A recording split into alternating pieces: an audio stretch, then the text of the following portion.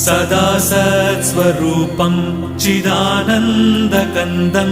जगत्सम्भवस्थानसंहारहेतुं स्वभक्तेच्छया मानुषं दर्शयन्तं नमामीश्वरं सद्गुरुं साईनाथं नमामीश्वरं सद्गुरुं साईनाथं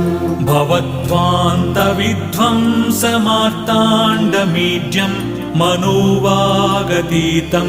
मुनिर्ध्यानगम्यं जगद्व्यापकं निर्मलं निर्गुणं त्वां नमामीश्वरं सद्गुरुं साईनाथं नमामीश्वरं सद्गुरुं साईनाथं भवाम्बोधिमग्नार्दितानां जनानां स्वपादाश्रितानां